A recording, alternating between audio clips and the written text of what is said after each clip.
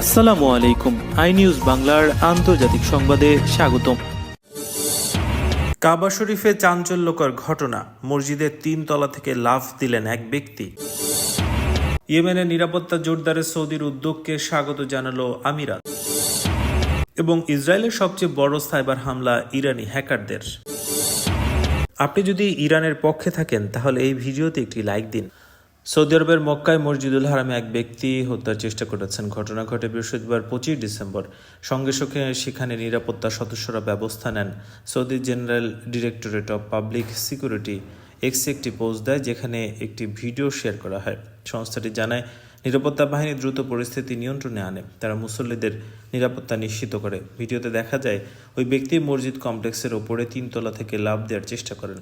ওই সময় নিরাপত্তা কর্মীরা তাকে থামাতে এগিয়ে যান। তাকে আটকাতে গিয়ে এক নিরাপত্তা কর্মকর্তা আহত হন। মসজিদুল হারামের নিরাপত্তার দায়িত্বে থাকে স্পেশাল সিকিউরিটি ফোর্স জানায়, ওই ব্যক্তি ও আহত কর্মকর্তাকে হাসপাতালে নেওয়া হয়েছে। সেখানে তাদের চিকিৎসা দেওয়া হচ্ছে। প্রয়োজনীয় সব আইনগত ও প্রশাসনিক প্রক্রিয়া সম্পন্ন করা হয়েছে। মক্কা অঞ্চলের কর্তৃপক্ষ জানায়, ঘটনার পরপরই তদন্ত কার্যক্রম শুরু হয়। তবে ওই ব্যক্তির পরিচয় বা বর্তমান অবস্থার বিষয়ে আর কোনো তথ্য জানানো হয়নি।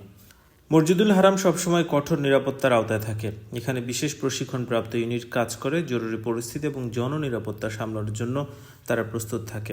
এমন ঘটনা এবারই প্রথম হয়নি।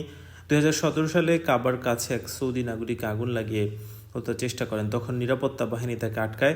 2018 সালে 3টি সংক্রান্ত ঘটনা নথিভুক্ত হয়। সেসব ঘটনায় লোকজন উপরের জায়গা থেকে লাফ দেন। 2024 সালেও মসজিদুল হারামের উপরের তলা থেকে একজন পড়ে যাওয়ার ঘটনা ঘটে। ইয়েমেনের নিরাপত্তা ও স্থিতিশীলতার জোরদারে সৌদি আরবের উদ্যোগকে স্বাগত জানিয়েছে সংযুক্ত আরব আমিরাত। সেই সঙ্গে দেশটির স্থিতিশীলতা বজায় রাখতে সমর্থন অব্যাহত রাখার প্রতিশ্রুতি পুনর্ব্যক্ত করছে। শুক্রবার এ খবর জানিয়েছে পররাষ্ট্র মন্ত্রণালয়। বৃহস্পতিবার সৌদি আরব বলছিল, তারা আশা করছে ইয়েমেনের প্রধান দক্ষিণাঞ্চলীয় বিচ্ছিন্নতাবাদী গোষ্ঠী তাদের চলমান উত্তেজনা এবং সংঘাতের পথ থেকে সরে এসে পরিস্থিতি শান্ত করবে। এই উত্তেজনার ফলে গোষ্ঠীটি দক্ষিণ ইয়েমেনের বিস্তৃত অঞ্চলে কার্যত নিয়ন্ত্রণ প্রতিষ্ঠা করেছে। ইয়েমেনের দক্ষিণাঞ্চলের প্রধান বিচ্ছিন্নতাবাদী গোষ্ঠী সাউদার্ন ট্রানজিশন কাউন্সিলকে দখলকৃত 2টি পূর্বাঞ্চলীয় প্রদেশ থেকে অবিলম্বে সরে যাওয়ার আহ্বান জানিয়েছে সৌদি আরব। চলতি মাসে তেল সমৃদ্ধ হাজরামাউত এবং আল মাহরা গভর্নরেট দখলের পর এই আহ্বান জানানো হয়। এর ফলে হুতি বিদ্রোহীদের বিরোধী শাসক জোটের ভেতরে বিভাজন আরও বাড়াতে পারে বলে আশঙ্কা করা হচ্ছে। সৌদি পররাষ্ট্র মন্ত্রণালয় এক বিবৃতিতে এসটিসির সামরিক তৎপরতাকে অযৌক্তিক উত্তেজনা হিসেবে আখ্যা দেয়। বিবৃতিতে বলা হয়, ইয়েমেনের সব পক্ষ এবং রাজনৈতিক শক্তির মধ্যে সহযোগিতা, সংযম এবং এমন কোনো পদক্ষেপ এড়ানো জরুরি যা দেশের নিরাপত্তা ও স্থিতিশীলতা নষ্ট করতে পারে এবং অনাকাঙ্ক্ষিত পরিণতি ডেকে আনতে পারে। সৌদি আরব জানিয়েছে, মধ্যস্থতামূলক প্রচেষ্টা চলমান রয়েছে, যার লক্ষ্য হল এসটিসি বাহিনীকে ওই 2 গভর্নরেটের বাইরে তাদের পূর্ববর্তী অবস্থানে ফিরিয়ে নেওয়া এবং সেসব এলাকার সামরিক ক্যাম্প জাতীয় শিল্ড বাহিনীর কাছে হস্তান্তর।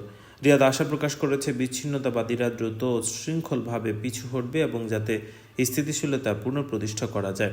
চলতি ডিসেম্বরের শুরুতে সংযুক্ত আরব আমিরাত সমর্থিত এসটিসি খুব কম প্রতিরোধের মুখে হাজরামাউত ও আল মাহারায় গুরুত্বপূর্ণ তেল স্থাপনা, সরকারি ভবন এবং সীমান্ত ক্রসিং দখল করে নেয়।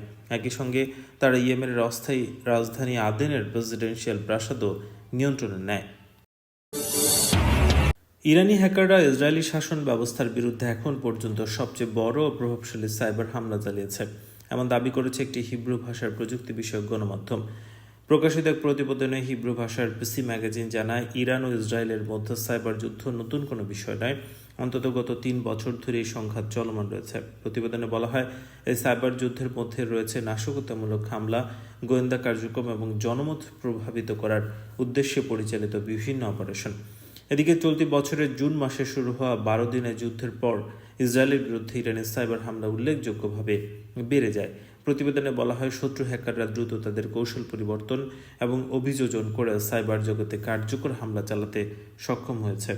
পিসি ম্যাগাজিনের প্রতিবেদন দাবি করা হয়, 2025 সালের শেষ নাগাদ এটি স্বীকৃত হবে যে চলতি বছরে ইসরায়েলের বিরুদ্ধে সাইবার আঘাত হানার ক্ষেত্রে ইরানই শীর্ষ অবস্থান করছে। যদিও তেল আবিব নিজেকে প্রযুক্তিগতভাবে উদ্ভাবনী এবং সাইবার নিরাপত্তায় নেতৃত্ব দানকারী দেশ হিসেবে তুলে ধরে।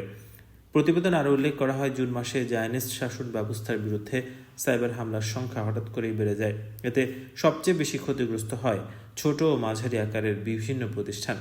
হ্যাকারদের লক্ষ্যবস্তুত ছিল ল ফার্ম, নির্মাণ প্রতিষ্ঠান, মানব সম্পদ সেবাদাতা সংস্থা এবং লজিস্টিক্স সেবা প্রদানকারী কোম্পানিগুলো। একই সঙ্গে কাস্টমস ক্লিয়ারিং প্রতিষ্ঠান এবং যোগাযোগ অবকাঠামো সংক্রান্ত কোম্পানিগুলোকেও দখলে নেওয়ার দাবি করা হয়। প্রতিবেদনের আরেক অংশে ইসরায়েলের বিরুদ্ধে সবচেয়ে বড় সাইবার আঘাত হানার জন্য দায়ী কয়েকটি হ্যাকিং গ্রুপের নাম উল্লেখ করা হয়েছে। বিপুল সংখ্যক হামলার মধ্যে কয়েকটি গ্রুপ বিশেষভাবে নজর করেছে। এর মধ্যে রয়েছে moody water, charming kingdom, darkbeat, phoenix cyber storm এবং সবচেয়ে উল্লেখযোগ্য হানজালা।